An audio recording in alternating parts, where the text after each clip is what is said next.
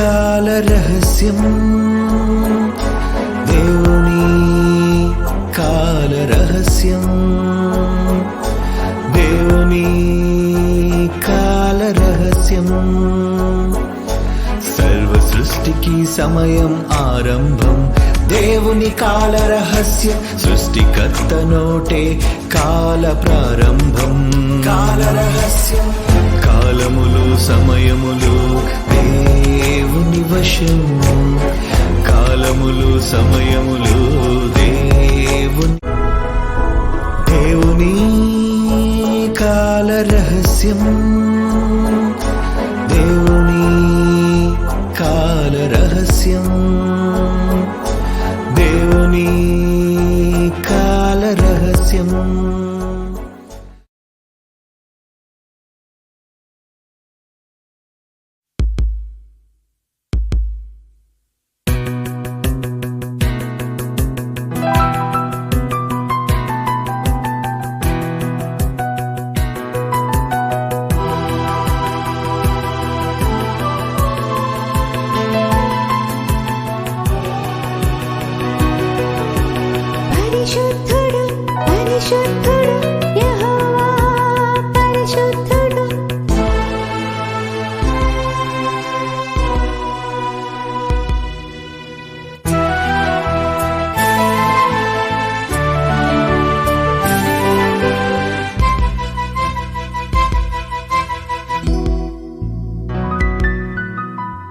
తండ్రి బాధను తెలుసుకునే వారెవరున్నారు? తండ్రి మనసును తెలుసుకునే వారెవరున్నారు? తండ్రి బాధను తెలుసుకునే వారెవరున్నారు? తండ్రి మనసును తెలుసుకునే వారెవరున్నారు? ఎవరెడతారు తన పిల్లలను రక్షించుటకు? ఎవరెడతారు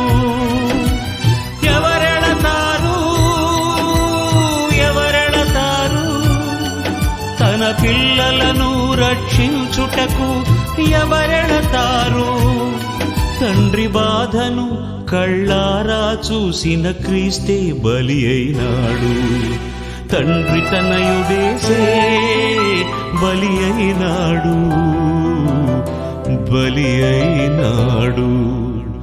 తండ్రి బాధను తెలుసుకునే వారెవరున్నారు?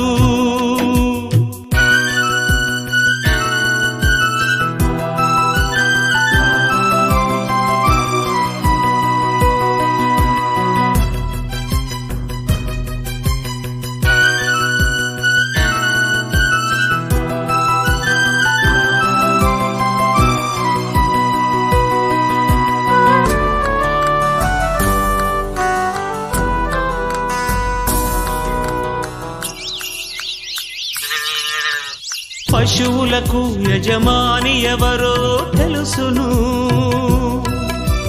మనుషులకు దేవుడెవరో తెలుసునా?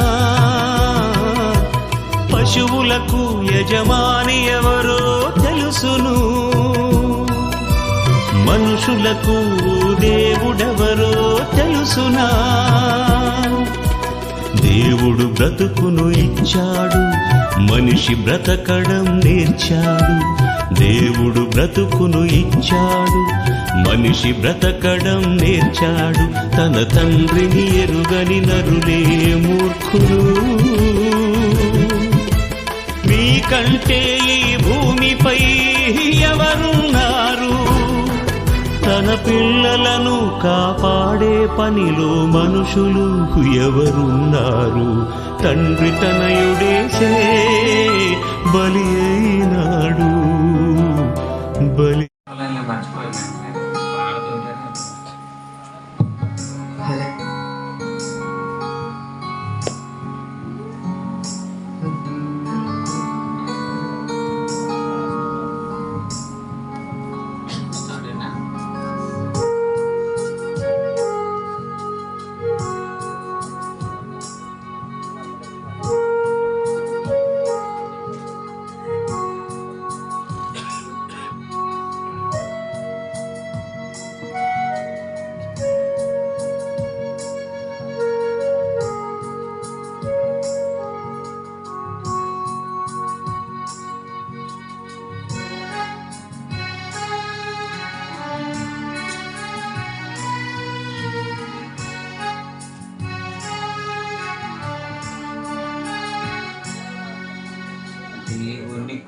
కోరిక తీర్చే పిల్లలు ఎవరు? దేవుని కోసము బ్రతికే వారెవరు? నీకిష్టమని నీవే ఇష్టమని, నీకిష్టమని నీవే ఇష్టమని, నీ కోసము ఎదురు చూసే ఆ తండ్రిని మరిచావా? అన్నిటినీ అనుగ్రహిస్తే అన్యాయం చేసావా? మనుషులలో దేవుని ఇష్టము నెరవేరుతూ ఉందా? మనుషులలో దేవుని ఇష్టము నెరవేరుతూ ఉందా? మనుషులలో మనుషుల ఇష్టం నెరవేరుటలేదా? దేవుని కోరిక తీర్చే పిల్లలు ఎవరు? దేవుని కోసము బ్రతికే వారెవరు? నీకిష్టమని నీ ఇష్టమని.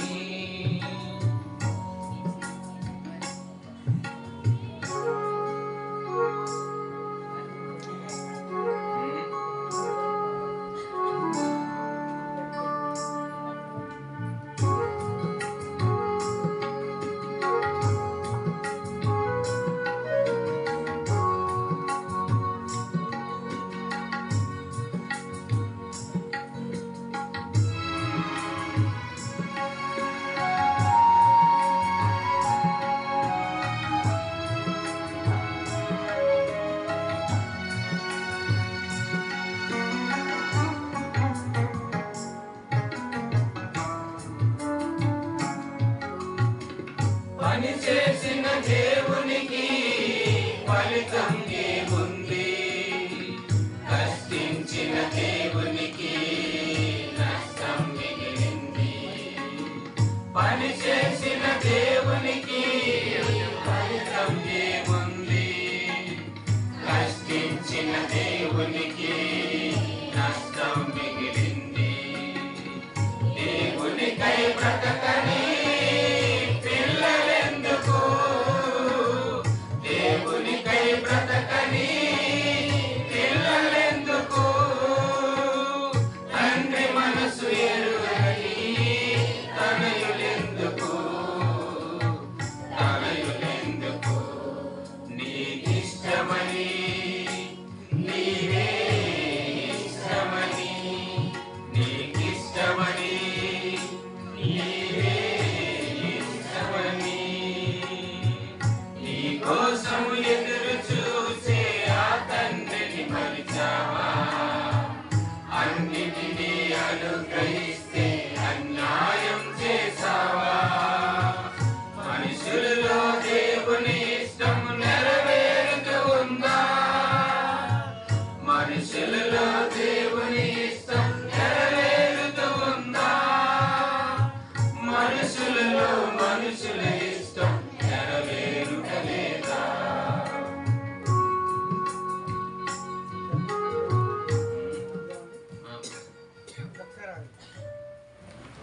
ప్రియమైన దేవుని వారులారా, ఈ సమయంలో మనకున్న కొద్దిపాటి సమయం మరొక మారు దేవుని గురించి కొన్ని సంగతులను విందాం. ఇంతవరకు బైబిల్ గ్రంథం నుండి సహోదరులు వారు కూడా తెలియచేశారు. అదే బైబిల్ నుండి మరికొన్ని సంగతులను వింటూ మన సమయాన్ని సద్వినియోగం చేసుకుందాం. ప్రియమైనటువంటి వారులారా, గత వారంలో నుండి ఆదికాండము అనేటువంటి మొదటి పుస్తకాన్ని మనం జ్ఞాపకం చేసుకుంటున్నాం. అది చాలా ప్రాముఖ్యమైనటువంటి గ్రంథం. బైబిల్లో ఉన్నటువంటి 66 పుస్తకాలలో ఉన్నటువంటి జ్ఞానం ఆదికాండం నుండి ప్రకటన గ్రంథం వరకు రాయబడినటువంటి సంగతులన్నీ కూడా వాటి ప్రారంభం ఆదికాండం నుండి ప్రారంభించబడి ఉంటాయి. అంచేది ఏ గ్రంథంలో ఏ సందర్భమైనా అర్థం కావాలంటే దాని ప్రారంభము ఎక్కడ ఉన్నది అనేది అక్కడికి వెళ్ళాలి. దేవుని యొక్క గ్రంథాన్ని బట్టి 65 పుస్తకాలలో ఉన్నటువంటి అనేక సంగతులు మరి మనకి మొదటి పుస్తకమైనటువంటి ఆదికాండంలో మనకు కనిపిస్తుంది. ఈ గ్రంథాన్ని మోషే గారు రాశారు అని ఎలా రాశారంటే మనం ఎప్పుడు జ్ఞాపకం చేసుకుంటున్నాం. మనుషుల ఊహను బట్టి వ్రాయబడింది కాదు, పరిశుద్ధాత్మ ప్రేరణ వలన ప్రేరేపింపబడి వ్రాశారు అని పేతురు గారు తెలియజేశారు. కాబట్టి పరిశుద్ధాత్మ ప్రేరణ వలన ఈ ఆదికాండం రాయబడటం అవసరం అంటే చాలా అవసరం. ఎంత అవసరం అంటే ఈనాడు ఉన్నటువంటి ప్రతి ఒక్కరికి వారి ప్రారంభం, మానవులుగా వారి ప్రారంభం తెలియాలన్నా, మనం అనుభవిస్తున్న సృష్టి యొక్క ఉనికి ప్రారంభం తెలియాలన్నా, అలాగే మానవ పతనం యొక్క ప్రారంభం కానీ, అలాగే అపవాది యొక్క దాని ప్రారంభం కానీ, ఇంకా అనేక సంగతులు మనకి ప్రారంభమైనటువంటి గ్రంథంలో దాన్ని అందుకే ఆదికాండం అని దానికి ఆ పేరు ఇవ్వటం జరిగింది.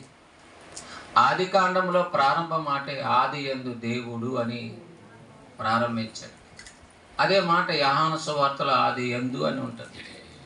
అదే మాటలో అనేక పుస్తకాలలో ఆది యందు అని ఉంటుంది.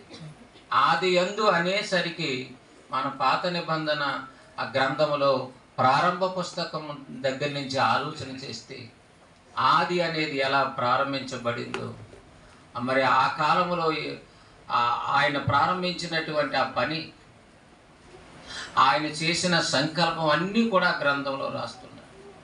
అందుకని ప్రారంభ గ్రంథం కదా, ఎప్పుడు తెలిసిందే కదా అని అనుకోవటానికి వీల్లేదు. ఎన్నిసార్లైనా తెలుసుకోవాలి, ఎన్ని ప్రసంగాల్లో అయినా సరే, జీవితకాలం అంతటిలో ప్రతి పుస్తకంలో ఉన్నటువంటి దేవుని మాటలు మనం జ్ఞాపకం చేసుకుంటూనే ఉండాలి. 102వ దావీదు కీర్తనలో దావీదు గారు అంటున్నారు, 102వ దావీదు కీర్తన 25వ వచనాన్ని జ్ఞాపకం చేసుకుందాం. చూడండి. ఆది యందు నీవు భూమికి పునాది వేసితివి, ఆకాశములు కూడా నీ చేతి పనిలే. ఇవి ఇక్కడ రాస్తున్నటువంటి మాట ఆది కాండములో మనకు కనిపిస్తుంది. ఆది కాండములో దేవుడు చేసిన సృష్టి కార్యక్రమంలో కనిపిస్తుంది. ఆది కాండములో ప్రారంభములో ఆది యందు దేవుడు భూమి ఆకాశములను సృజించెను రాయబడి ఉంటుంది. ఆ మొదటి అధ్యాయంలో సృష్టి క్రమాన్ని రాసుకుంటూ వచ్చాడు. ఆది కాండానికి కీర్తన గ్రంథానికి 1000 సంవత్సరాలు దూరం ఉంది. అయినప్పటికీ ఇక్కడ కీర్తన గ్రంథం వచ్చేసరికి ఇప్పుడు ఏమంటున్నాడు, అక్కడ వ్రాయబడిన చరిత్ర ఉందగనుక, రాయబడిన దేవుని పని ఉందగనుక ఆది యందు నువ్వు భూమికి పునాది వేసితి అంటున్నాడు. మరి వాస్తవం రాయబడకపోతే వీరు చెప్పగలరా? దేవుని కొనియాడగలరా? పాడగలరా? ఇప్పుడు మన పాటల్లో ఎన్నో వింటున్నాం, ఎన్నో అర్థవంతమైన పాటలు ఉన్నాయి. ఆయన భూమి గురించి కానీ, మనిషి గురించి కానీ, దేవుని గురించి కానీ, ప్రేమ గురించి కానీ, ఆయన కార్యాల గురించి ఎన్నో. ప్రతి పాట ఒక ప్రసంగం. ఆ పాటలన్నీ వ్రాయబడ్డాయంటే దేనిని బట్టి? దేవుని గ్రంథాన్ని బట్టి, ఆ గ్రంథంలో ఆయన చూపించిన ప్రేమను బట్టి. అందుకని మనుషులకు తెలియవలసింది కేవలం ఈ లోక సంబంధమైన నాలెడ్జ్, ఈ లోక సంబంధమైన జ్ఞానం కాక మనం అనుభవిస్తున్న శరీరం మీద అవగాహన ఉండాలి, మన కదిలిస్తున్న ఆత్మ మీద అందరూ జ్ఞానం కలిగి ఉండాలి, మనం నడుస్తున్న నేల కోసం తెలియాలి, మనం అనుభవిస్తున్న సృష్టి కోసం తెలియాలి, ఇంకా మనం అనుభవిస్తున్న ఎన్నో సదుపాయాలు అన్నిటి గురించి జ్ఞానం కలిగి ఉండాలి. ఆ జ్ఞానం కలిగి ఉంటే ఇవన్నీ చేసింది దేవుడు అని నీకు అర్థమవుతుంది. అర్థమైతే నీ విశ్వాసం పెరుగుతుంది, అర్థమైతే నువ్వు బలవంతుడు అవుతావు. అందుకని ఆది యందు నువ్వు భూమికి పునాదులు వేసితివని ఊరకనే అంటం లేదు. అయినా రాయబడే వాస్తవాలు దేవుని యొక్క గ్రంథంలో ప్రారంభ పుస్తకంలో రాయించాడు. ఇది రాయని అంటే విషయాలు దేవుడు ఇవన్నీ చేశాడని ఎవరికి తెలుసు? ఆదాముకు తెలుసు. ఆదాము గర్భం నుండి వచ్చిన వారికి తెలుసు, లెమెకుకు తెలుసు, నోహావుకు తెలుసు, నోహా కుమారులకి వాళ్ళకి తెలుసు. ఎలా తెలుసు? ఆదాము దేవుని యొక్క అడుగు జాడలో నడిచిన వాడే మొదట. రాత్రి చెప్పుకున్నాం, ఆదాము మొదటే అతను తేడాగా ఉండలేదు, దేవునితో సావాసం చేసిన వాడే. కానీ దేవునికి ఆదాముకు జరిగిన ఒప్పందంలో ఆదాము మీరాడు, నిబంధన మీరాడు, ఆజ్ఞను జవదాటాడండి. ఒక ఆజ్ఞ జవదాటినా అతను మాత్రం క్రమబద్ధంగా దేవుని పక్షాన ఉండటానికి స్థిరపడిన వ్యక్తి. అందుకే రాబోయే తరాలకు దేవుని గురించి చెప్పాడు కనుక ఒక నోహావు ఆ తరములో నీతిమంతుడిగా ఉన్నాడు. అందరూ లేకపోయినా కనీసం ఒక్కడైనా ఉన్నాడని జలప్రలయం కాలంలో దేవుడు చెప్తున్నాడు. అంటే పూర్వీకులైనటువంటి వారు దేవుని గురించి చెప్తున్నాడు. దేవుని గురించి చెప్తున్నారు కనుక దేవుని గురించి అవగాహన ఉంద కనుక కయ్యను అర్పణ తెచ్చాడు. సరైన అవగాహన లేకుండా బాగా అవగాహన చేసుకున్న ఏబేలు దేవునికి అర్పణ తెచ్చాడు. వీరిద్దరు అవగాహన లోపం వలన ఏమైందంటే తమ్ముడినే చంపే స్థాయికి దిగజారిపోయాడు. దేవుని గురించిన జ్ఞానం విషయంలో అందరూ వింటున్నారు అన్నట్టుగా అందరూ చేస్తున్నారు కనుక నేను అలా చేయాలని ఆనవాయితీగా సాంప్రదాయంగా నలుగురిలో పేరు కోసం చేస్తే, మరొకడు మనస్ఫూర్తిగా చేస్తే నువ్వు పేరు కోసం చేసింది సైడ్ అయిపోద్ది, మనస్ఫూర్తిగా చేసింది హైలైట్ అయిపోద్ది. ఇచ్చే మనసును దేవుడు చూస్తానన్నాడు. నువ్వు ఇచ్చే కానుక చిన్నదా పెద్దదా? పేద విధరాలు ఎన్ని కట్టలేసింది? 2 కాసులే కదా. మిగతా వాళ్ళు చుట్టి బాగా కాగితాలు చుట్టి వేస్తున్నారు అనుకోండి. ఈమె 2 కాసులు వేయటంలో ఆమె మనస్సును గమనించాడు. అంచేత మనస్సులను ఎరిగిన దేవుడు. కాబట్టి ప్రతి ఒక్కరు కూడా ప్రారంభం నుంచి మనం ఈ సంగతులను ఆలోచించటం వలన మనకు అనుభవం పెరుగుతుంది. దేవుడు మన కొరకు మొదటి అధ్యాయములో అంతా తన సృష్టి కార్యక్రమాన్ని వివరించాడు. 2వ అధ్యాయములో మానవ నిర్మాణం గురించి చెప్తున్నాడు. మానవ నిర్మాణం, మనిషిని ఎలా చేశాడు, ఎలా ప్రవేశపెట్టాడు, ఎలా బ్రతకమన్నాడు, అలాగే ఆ మనిషికి సాటైన సహాయం ఎలాగిచ్చాడు, జతగా ఏర్పరచబడిన తర్వాత ఎలా ఉన్నాడు, జతగా లేనప్పుడు ఒంటరిగా ఉన్నప్పుడు ఎలా ఉన్నాడు, ఇవన్నీ చదువుతున్నప్పుడు మనకు అర్థమవుతుంది. జత లేకముందు దేవునితో సావాసం కలిగి చక్కగా ఉన్నాడు. జత ఏర్పరచబడిన కొంచెం కాలానికే జీవితాలు పతనమైపోయి దేవునికి దూరస్తులైపోయాయి. ఎందుకని? ఆదాముకు దేవునికి మధ్య ఉన్నటువంటి ఆజ్ఞ ఒక నిబంధన. ఇగో మంచి చెడులు తెలివినిచ్చే వృక్ష ఫలాలనే నువ్వు తినకూడదు, తినిన దినమున 2:17 తినిన దినమున నిశ్చయముగా నువ్వు సచ్చేదు. అయితే మంచి చెడులు తెలివినిచ్చు వృక్ష ఫలములను తినకూడదు, నువ్వు వాటిని తిని దినమున నిశ్చయముగా చచ్చేది. మనకు అసలు మనిషికి స్వావేళ వచ్చింది.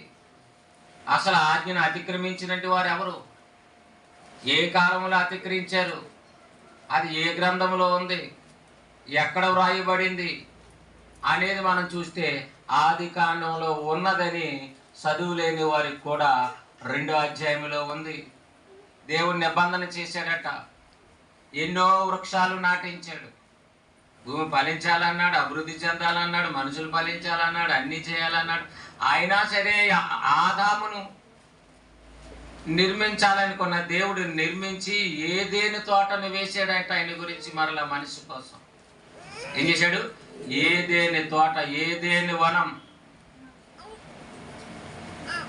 ఆ ఏదేని వనం ఎన్ని ఎకరాలు, ఎన్ని వందలు, ఎన్ని వేల ఎకరాలు.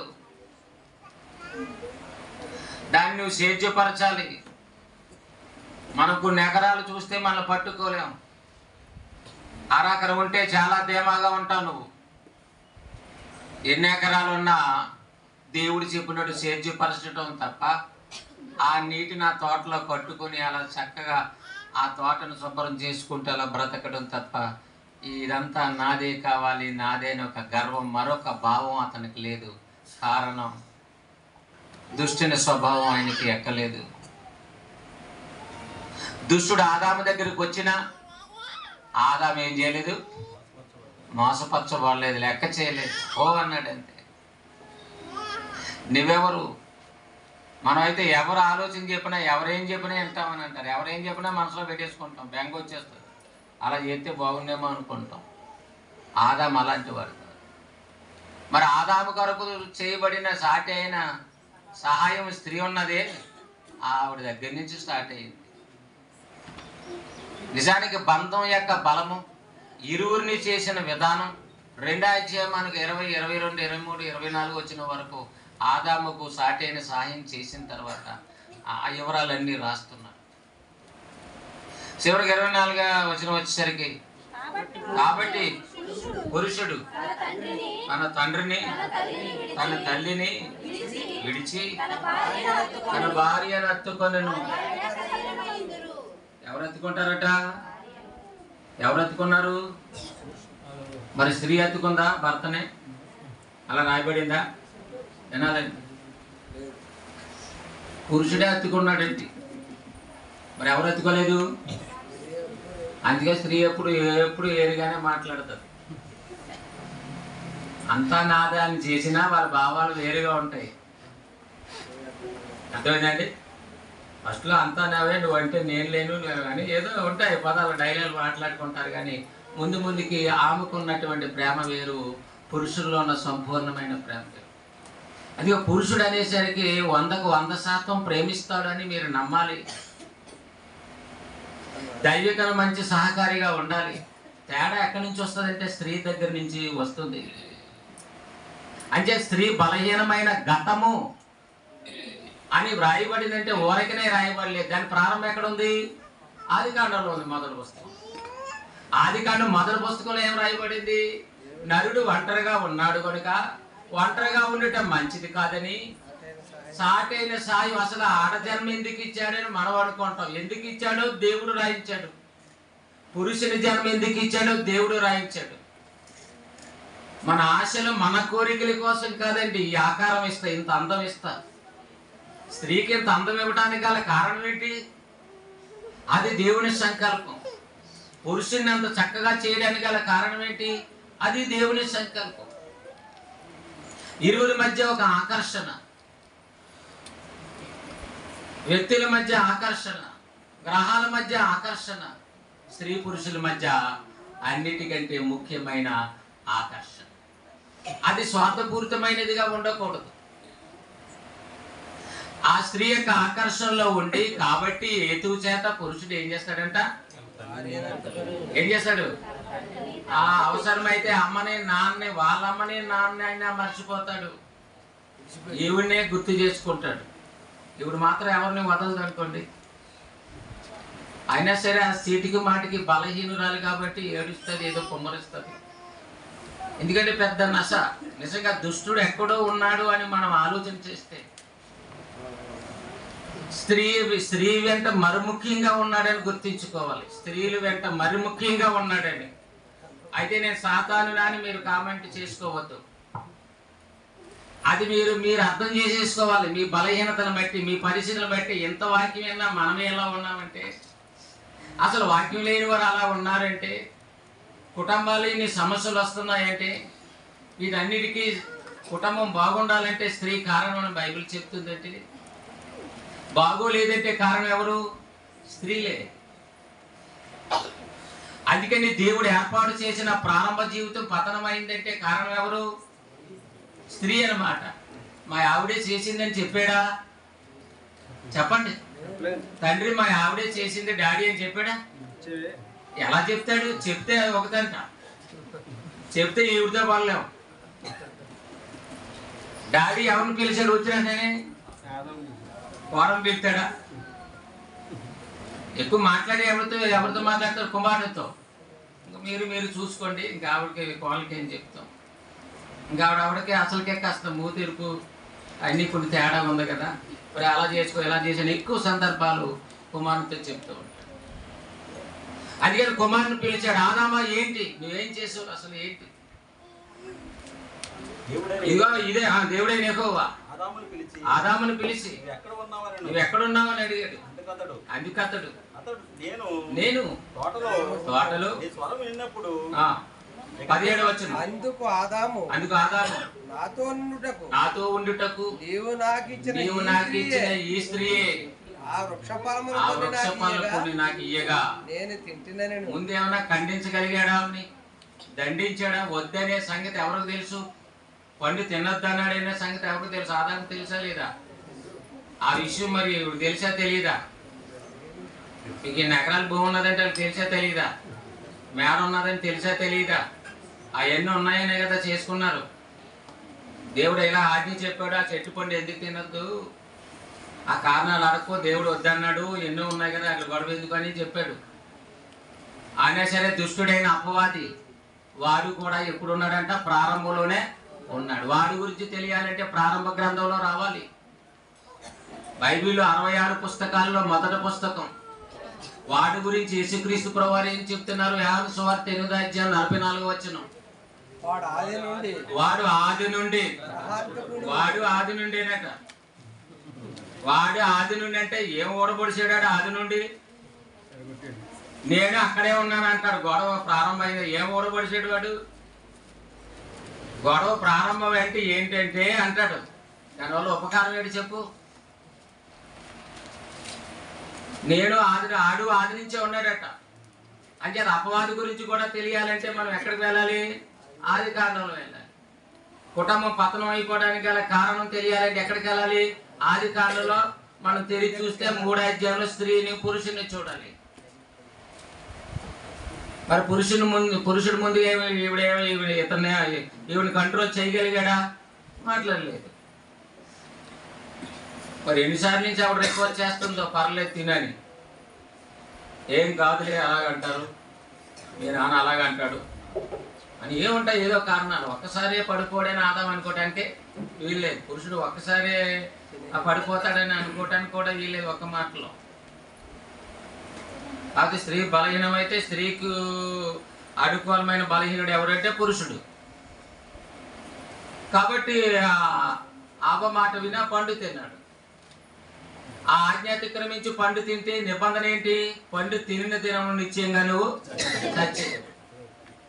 అంతకుముందు వారు దిగంబరులనే తెలీదు, సిగ్గు ఎరుగక ఉండేది. 24వ వచనంలో మనం అక్కడ చూస్తే అప్పుడు వారికి ఏం లేదు, వస్త్రాలు లేవని కానీ ఇలాగున్నామని కానీ అస్సలు అలాంటి సిగ్గు అలాంటి భావం వారికి లేదు. తప్పు చేసిన తర్వాత తడుముకోవడం ప్రారంభించాడు, అడ్జస్ట్మెంట్ చేసుకోవడం ప్రారంభించాడు. ఎలా సరి చేసుకోవాలి, ఎవరి మీద తోసేయాలి. అవును తండ్రి తప్పు చేశాను అని ఎవరిని దేవుని పాదాల మీద పడిపోవాలి. తప్పు చేసిన తర్వాత సొంత ఎక్కడుందని చూసుకున్నాడు అవకాశం. నువ్వు నాకు ఇచ్చిన స్త్రీ అంటే పెళ్లి చేయడం తప్ప లేకపోతే ఒక సాటి అయిన సహాయంగా స్త్రీని ఇవ్వటం దేవుడు ఇవ్వటం ఏమైనా తప్ప? ఆవిడ చేసిన తర్వాతే కదా నీకు ప్రేమ పుట్టుకొచ్చేసేసి ఎక్కడ లేని ఆనందం వలకపోసేసి ఆవిడ చూసేసరికి. అప్పుడు దాకా ఒంటరిగా అలా ఉండేవాడు. ఎప్పుడైతే ఈవిని చేసి నిలబెట్టేవాడు, నువ్వు ఏం చేసావు? పాలు దొక్కేసుకున్నావు. చూడండి 22, 23.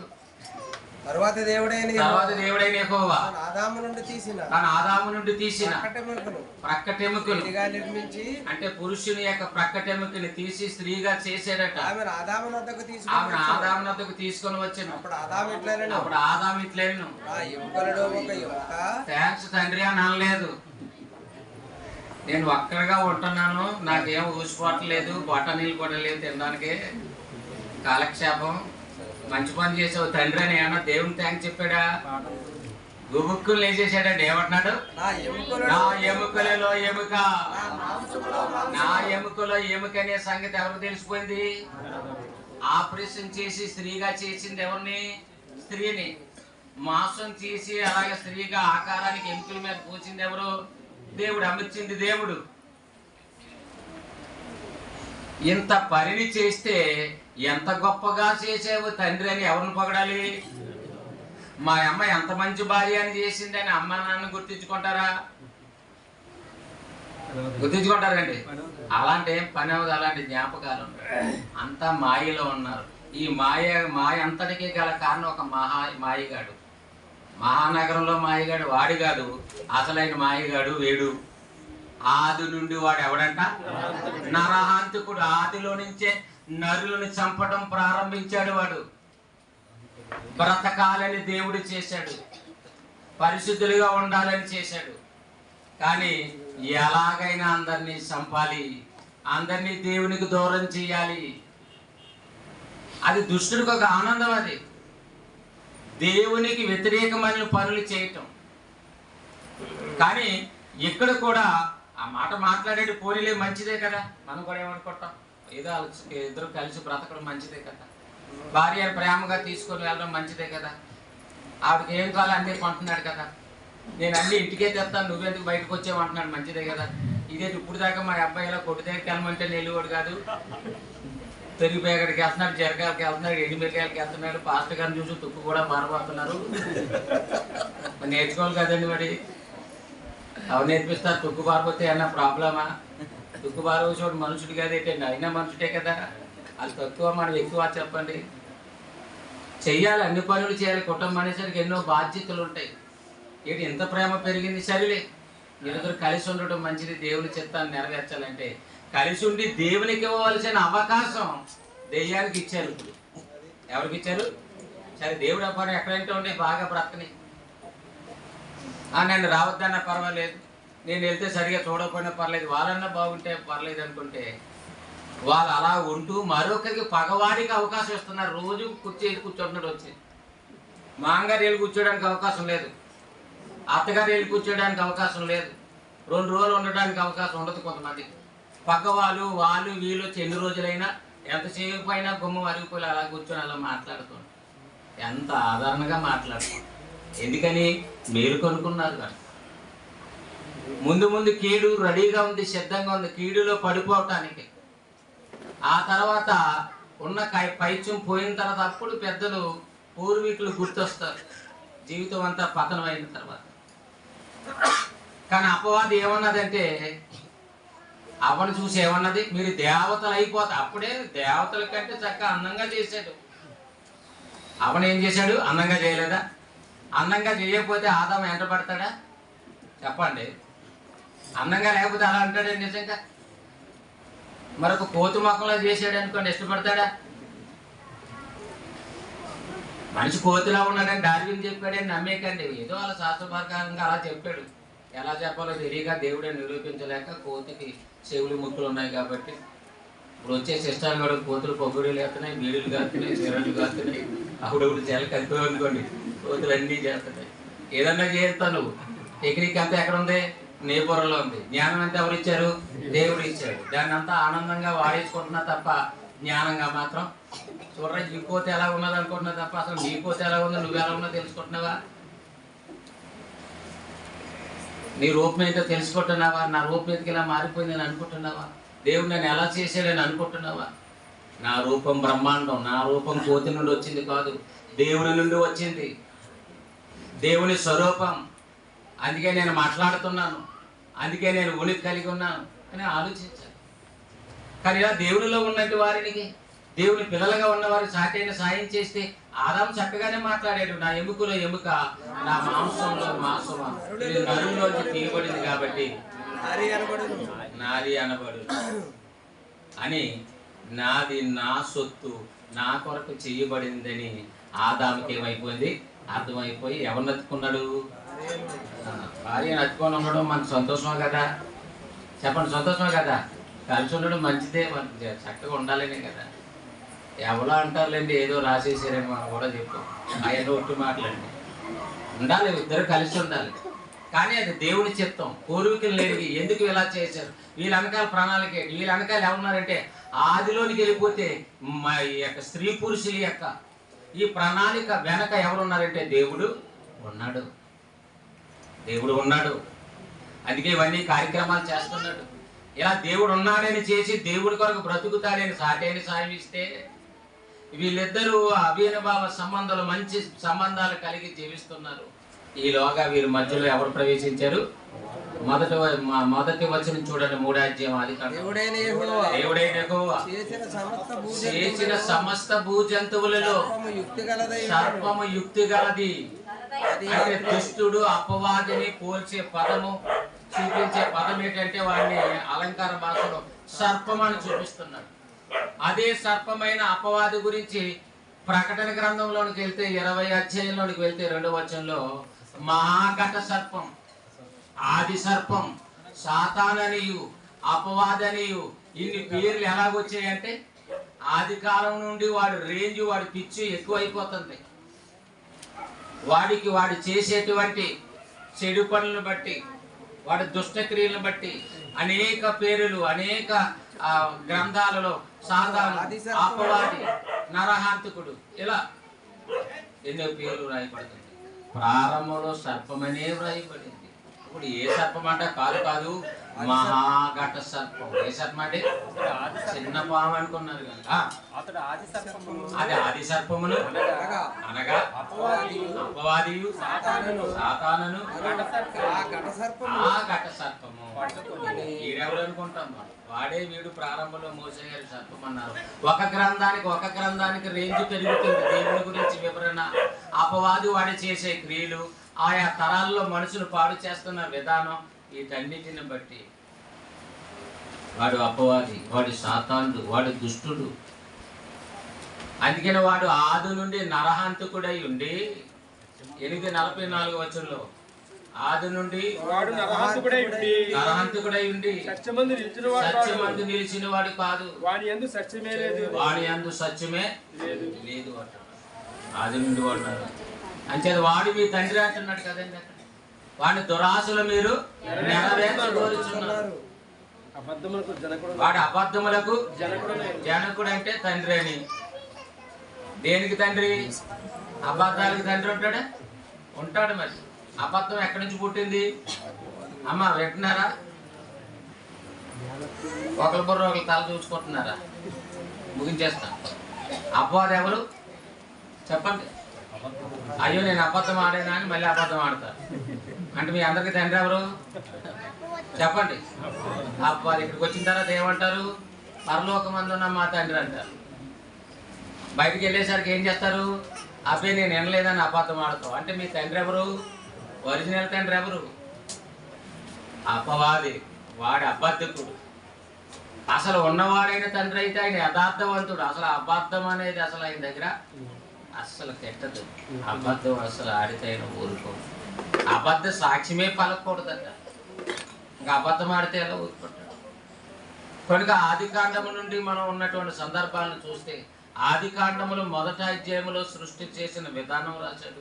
2వ అధ్యాయంలో మానవ నిర్మాణం రాశాడు. మానవ నిర్మాణం చేసిన తర్వాత ఆయనకు ఒక తోట వేశాడు. ఆ తోటలో నుంచట ఒక నది ప్రవహిస్తుందట. ఏంటండి? ఒక నది, ఆ తోటను తడపటానికి, ఆ తోట ఫలించటానికి ఆ నది బయలుదేరింది. అంటే శాస్త్ర ప్రపంచము ఈ ఏదేని తోట టర్కీ దేశంలో ఉన్నట్టుగా నిర్ధారణ చేసి ఆసియా కాండములో మానవ జననం ప్రారంభమైంది అని బైబిల్ని బట్టి, వాక్యాన్ని బట్టి నిర్ధారణ చేశారు. ఖండాలలో ఆసియా ఖండం పెద్దదైతే అందులో టర్కీ దేశం అయితే ఆ టర్కీ దేశంలో తూర్పున దేవుడు ఏం చేశాడట? ఏదేని తోట వేసాడు. ఎవరి కోసం? ఆదాము అవ్వల కోసం. ఇందులో ఉండండి. ఎంత ప్రశాంతత అండి, ఎంత స్వేచ్ఛగా ఉండొచ్చు. అప్పటికి ఏమన్నా భూమి కలుషితం చేత ఉందా? కాలుష్యం ఏమన్నా ఉందా? చెడిపోయిందా? చెడు వాయులు ఏమన్నా, కార్బన్ డైఆక్సైడ్ ఏమన్నా విపరీతం పెరిగిందా? లేదే, ప్రశాంతంగా ఉంటుంది. కానీ దుష్టుడు మాత్రం ప్రవేశించాడు. ఆ నది ప్రవహిస్తూ 4 భాగాలుగా చీలిపోయింది. అది 4 భాగాలుగా 4 ప్రాంతాలలో 4 దేశాల మీదుగా ప్రవహిస్తుందట. ఇటు అక్కడైనా నది ప్రవహించడం అంటే దేవుడు భూముల్లో నుండి, పర్వతాలలో నుండి జలములను ఉబక చేసి ప్రవహింప చేస్తున్నాడంటే అది నీ కోసం, అది నా కోసం, మనుషులందరి కోసం. మానవ జీవన విధానము నీటితో ముడిపడి ఉంది. నీటి సదుపాయం ఎక్కడ ఉన్నదో అక్కడే పంటలు ఉంటాయి. నీరు సదుపాయం ఎక్కడ ఉంటుందో అక్కడే మకా వేస్తాం. నీరు ఎక్కడ దొరుకుతుందో, బోర్ ఎక్కడ ఉంటుందో అక్కడే క్యారేజ్ ఇప్పి భోజనం చేస్తాం. అంతే కదండి. గోదావరి నది ఒడ్డున అనేక మంది ఉంటుంటారు. ఆ లంక ప్రాంతాలు ఏమైనా ఉంటాయి. కడుపు లంక అంటారు, ఇంకో ఏ లంకలు అన్నీ ఉంటాయి. బాబా లంకలు ఖాళీ చేయండి అంటారు. ఆ లంకలు ఖాళీ చేస్తే పట్టణంలో కూరగాయలు ఎలా వస్తాయి? అక్కడే ఉంటారు. ఆయా సమయాల్లో కాస్త వాళ్ళని కాపాడుకుంటారు. ఆ ప్రాంతాలన్నీ చక్కగా పండించి చక్కన ఆహారం కూరగాయలు తెచ్చి ఆ టౌన్ తెచ్చి అమ్ముకుంటుంటారు. చూడండి ఎలాంటి వసతిగా ఉండేటువంటి ప్రాంతాలు ఎదుర్కొంటారు. పొమ్మన్నా పోరవాళ్ళు, ఎందుకంటే వారి జీవన విధానం దానివల్ల వారు బ్రతుకుతున్నారు. నీటి సదుపాయం ఉంది కనుక. అంచేత యూఫ్రటీస్ నది గురించి హైలైట్గా బైబిల్ చెప్తుంది. ఇశ్రాయేల్ కాలంలో యూఫ్రటీస్ నది ప్రాంతాలలో ఉన్నట్లుగా, అది ఇరాక్ దేశం మీద ప్రవహిస్తున్నట్లుగా యూఫ్రటీస్ నది కోసం చెప్తుంది. మిగతా నదులు ఉన్నాయి, పీషోను ఉంది, గీహోను ఉంది, ఇద్దేకలు ఉన్నవి, ఈ నదులు ఉన్నవి. కొన్ని 4 నదుల గురించి చెప్తున్నాడు. అంటే ఆ ప్రాంతం గురించి చెప్తున్నాడు కాబట్టి ప్రపంచంలో ఎన్నో నదులు, ప్రపంచంలో ఎన్నో సముద్రాలు, ఎన్నో ప్రాజెక్టుల నుంచి ఎన్నో కాలువలు, ఇవన్నీ మనం రికార్డెడ్గా చూస్తే, ఒక మ్యాప్గా ఒక పటంగా చూస్తే, సెల్ ఫోన్లో కూడా కనిపిస్తే అన్నీ ఎక్కడ ఏమున్నాయో తెలిసిపోతున్నాయి. ఏదేమైనా మనిషికి ఏం అవసరం అంటే జీవవాయువు ఎంత అవసరమో, ఏమండి నీరు కూడా అంతే అవసరం. ఈ 2 ఎంత అవసరమో మనల్ని నడిపిస్తున్న దేవుడు అంతకంటే ఎక్కువ అవసరం. ఎందుకు దేవుడు ఇవన్నీ చేశాడు? ఎందుకు ఇవన్నీ ప్రవహింప చేస్తున్నాడు? ఎందుకు అన్ని జీవుల్ని చేశాడు అని ఆదికాండంలో ఉన్నటువంటి ప్రారంభ అధ్యాయం అంతా తెలిసినట్లయితే, మనం తెలుసుకున్నట్లయితే, గ్రహిస్తే దేవుని ప్రణాళిక ఎంతో గొప్పది. మానవ జన్మ కారణం అందులో కనపడుతుంది. 3వ అధ్యాయం అపవాది రాక కనపడుతుంది. అపవాది వచ్చి దేవుని పిల్లలను మాయ చేయడం కనపడుతుంది. మానవ పతనం 3వ అధ్యాయంలోనే కనపడుతుందండి. 2వ అధ్యాయంలో మనిషిని చేశాడు. 3వ అధ్యాయం వచ్చేసరికి మనిషి దేవుని ఆజ్ఞను ఏమైపోయాడు? దాటిపోయాడు, అతిక్రమించేస్తాడు. రోమిలకు రాసిన పత్రిక 5వ అధ్యాయం ముగించేస్తాను 2 వచనాలు చెప్పి. రోమిలకు రాసిన పత్రిక 5వ అధ్యాయం 12వ వచనం. సమయం అవుతుంది కనుక ముగించేస్తాను. రోమిలకు రాసిన పత్రిక 5వ అధ్యాయం 12వ వచనం. ఇట్లుండగా ఒక మనుషుని ద్వారా పాపము ద్వారా మరణమును లోకములో ఎలాగూ ప్రవేశించెను అంటే వివరాలన్నీ చెప్పాలంటే ముందున్న పూర్వీకులు ఎలా చెప్పారు? దేవుడు ఆదికాండాన్ని వ్రాయించి ఆయన చేసిన కష్టం, ఆయన చేసిన ప్రణాళిక, మానవుని యొక్క నిర్మాణం, మానవునికి ఇచ్చిన నిబంధన, మానవునికి ఇచ్చినటువంటి సాటైన సాయం, ఆ తర్వాత అపవాది ప్రవేశించిన తీరు, ఎలాగా దెబ్బతిన్నారు, ఎలాగ పతనం అయ్యారు, ఎలాగ ఏదైనా తోటలో నుండి బయటికి త్రోసివేయబడ్డారు, ఎలాగ వారు స్వార్థపరులు అయ్యారు, ఇవన్నీ రాసుకుంటూ వచ్చారు. ఈనాడు 5వ అధ్యాయం తీయండి 12వ వచనం అని ఈజీగా చెప్పేస్తున్నామంటే ఆ చరిత్ర ఎక్కడ ఉంది? మనకి ఆదికాండంలో ఉంది. ఆదాం అనే పేర్లు అన్ని చోట్ల ఉంటాయి. ఆదాం గురించి ప్రారంభ వివరం తెలియాలంటే ఎక్కడికి వెళ్ళిపోవాలి? ఆదికాండంలో. అందుకని ఇట్లుండగా చదువునైనా ఇట్లుండగా యేసుక్రీస్తు రావడం జరిగింది. శిక్ష నీకున్న శిక్షని చిడిపించడానికి వచ్చాడే మ్యాటర్ అంటే చెబుతూ ఇవన్నీ ఎందుకు జరిగాయి అంటే అని 12వ వచనంలో చెబుతూ ఇట్లుండగా ఒక మనుషుని ద్వారా పాపము, ఒక మనుషుని ద్వారా పాపం రిబ్బన్ కటింగ్ చేసుకుని వచ్చింది. ఒక మనుషుని ద్వారా పాపం అనగా చేస్తేనే వస్తుంది, పాపం చేస్తేనే వస్తుంది. ఊరికనే ఆదాం పాపం చేసేయడానికి మనకు వచ్చేసింది అని అనుకోవచ్చు. ఎందుకు వచ్చినా చెప్తున్నాడు మళ్ళా. అలాగనే మనుషులందరూ పాపము చేసినందున చిన్నపిల్లలు గర్భంలో ఉండగా మరణిస్తారు, నెలల వయసులో మరణిస్తారు. వాళ్ళు ఏమైనా పాపం చేశారా? వాళ్ళు పాపం చేసిన వారు కాదు, వాళ్ళు పరిశుద్ధులే వారు. కానీ మనుషుడిగా లోకం అర్థమైన తర్వాత మనుషులందరూ ఏం చేస్తున్నారు? పాపము చేసినందున మరణము అందరికి సంభూతమాయను. ఆదాం పాపం చేశాడు, అవ్వ పాపం చేసింది, కయ్యను పాపం చేస్తున్నాడు. పాపం చేయకుండా ఉందాము, దేవుని ఆజ్ఞల ప్రకారంగా ఉందామని ఏబేలు అనుకుంటే ఏబేలు బ్రతకనిచ్చిందా? చెప్పండి. ఎవరో బయటోడు చంపేశాడా? తమ్ముడిని బయటోడు చంపేశాడంటే అనుకోవచ్చు. ఎవరు చంపేశాడు? అన్నయ్య చంపేశాడు. అన్నయ్య ఎందుకు చంపేశాడు? దేవుడు అంటే ఆడి ఎత్తున్నాడు, నేను ఎత్తున్నాను.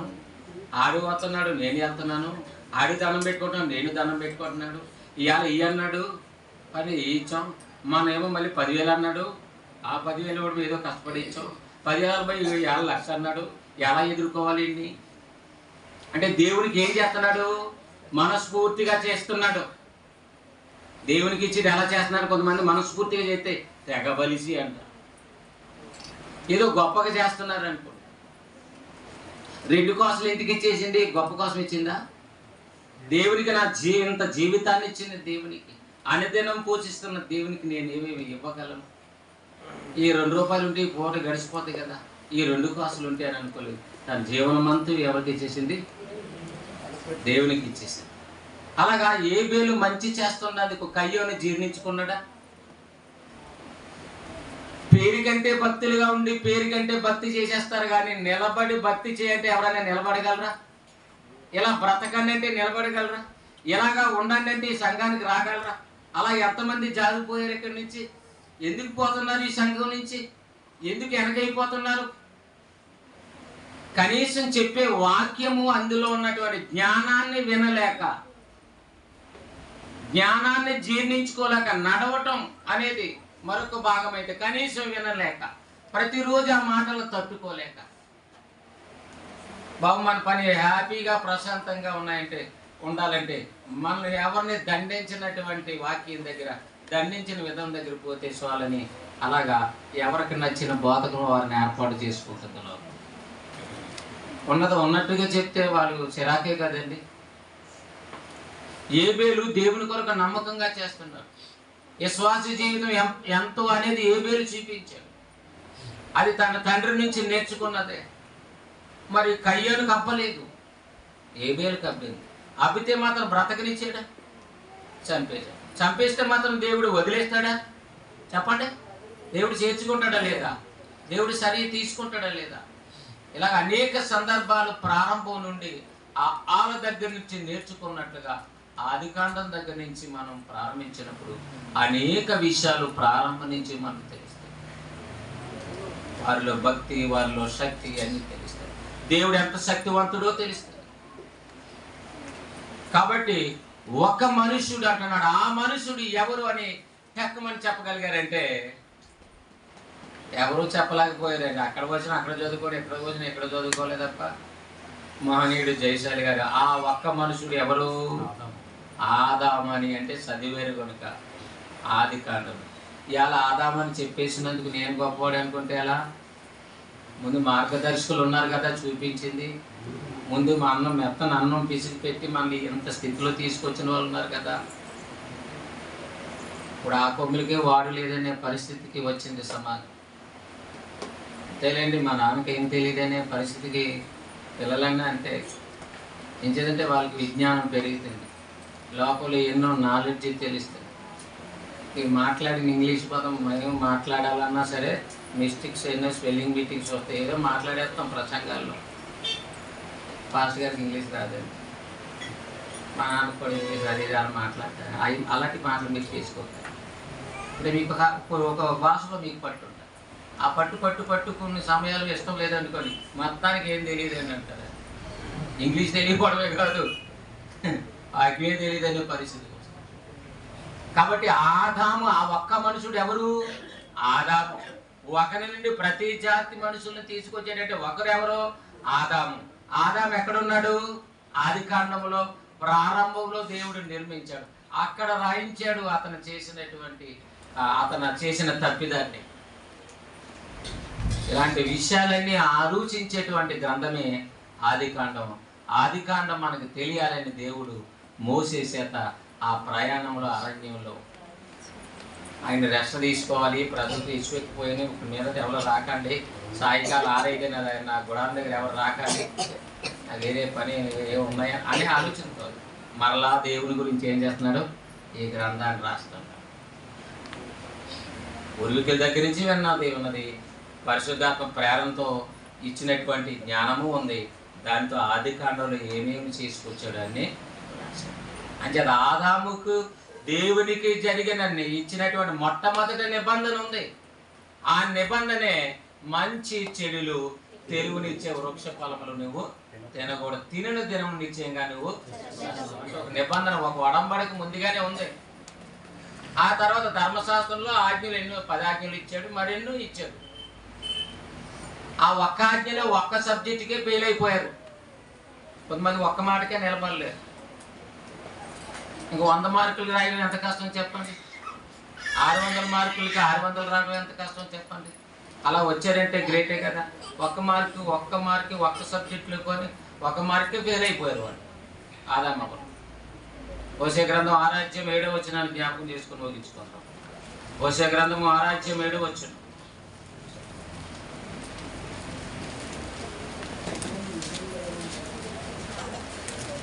కాబట్టి ఆదాము నిబంధన మీరినట్లు వారు నా ఎడల శ్వాసఘాతకులై. ఎప్పుడు ఆదాము ఎప్పుడు ప్రజలను ఉద్దేశించి చెప్తున్నాడు చూడండి దేవుడు ప్రవక్త ద్వారా. ఆదాము ఏం చేశాడంట? నిబంధన మీరున్నట్లు. ప్రారంభ మనిషి, చేతులారా కనుక్కున్న మనిషి. అతని నుండే మిమ్మల్ని అందరినీ పిలిచాను, అతని నుండే మిమ్మల్ని అందరినీ తీసుకొచ్చాను భూమి మీదకు. అతని నుండే తల్లి గర్భంలో భూమికి వచ్చారు మీరు. ప్రారంభకి వెళితే మీరే పాపం చేయడం కాదు. ఆదాము నిబంధన మీరున్నట్లు వారు నా ఎడల విశ్వాసఘాతుకులై నా నిబంధన మీరి ఉన్నారు. మొట్టమొదట ఉన్న వ్యక్తే నా నిబంధన మీరు. అలాగే మీరు కూడా మీరేరని దేవుడు జ్ఞాపకం చేసుకుంటున్నాడు. ఎవరిని? ఆదాము అనే దేవుని కుమారుణ్ణి. అందుకే నిబంధన మీరటం అలవాటైంది. నిబంధనలో నిలబడటం మాత్రం ఎవరికి చేత కాలేదు. కాబట్టి ఈ వాక్యాలు విన్న తర్వాత మనం ఎలాగ దేవుని ఆజ్ఞల్లో నిలబడాలి? ఇన్ని సంగతులు ఉన్నాయి కదా. వీలో దేవుని నిబంధన మీరేది కాబట్టి మరలా ఆదాముని జ్ఞాపకం చేసుకుంటున్నారు. మరలా ఎవరో తప్పు చేసిన వారిని జ్ఞాపకం, మరలా మీదటికి ఎవరో అని డైలాగు, ఆ సామెతను గుర్తు చేసుకుంటాం. ఎందుచేత? తేడా వచ్చింది కాబట్టి. బాగా వచ్చిందిరా నీతోనని సామెత చెప్పేసరికి సరమంటది. సామెత చెప్పేసరికి ఎలా ఉంటుంది? వెనకడికి ఎలాగైనా అన్నాం అనుకోండి, తప్పు చేసి కూడా ఏమైపోతుంటాడు వీడు? ఒళ్ళు మండిపోతుంటుంది దానికి. తప్పు చేసినా నీకెందుకయ్యా మంట? నడవలేని వాడికి, నిలబడలేని వాడికి, మాట మీద నిలబడలేని వ్యక్తి కనీసం పశ్చాత్తాపమైనా ఉందా? అవును ప్రభు తప్పు అండి, మీరు అన్న డైలాగు నిజమే, సామెత నిజమే, అన్నీ నా కోసమే, నోరు మూసుకుంటాను, మారిపోతాను అని అంటారు ఎవరైనా? మారదండి మనిషి యొక్క మైండ్, తలకాయ ఏంటో కానీ. ఇలాంటి వారికి దేవుడు పాఠంగా ఉండాలని ఆదికాండం నుండి అనేక సంగతులు వ్రాయించాడు. కాబట్టి మన ప్రారంభం దేవుని సంగతులన్నీ తెలియాలి, మనిషి గురించి తెలియాలి, సృష్టి గురించి తెలియాలంటే ఆదికాండంలో మోషే చేత అద్భుతంగా వ్రాయించాడు. ఇలాంటి సంగతులు మనం మరిన్ని సంగతులు విందాం. ప్రార్థన చేసుకుందాం. దయగలిగిన మా తండ్రి దేవాన్ని వందనాలు చెల్లిస్తున్నాం.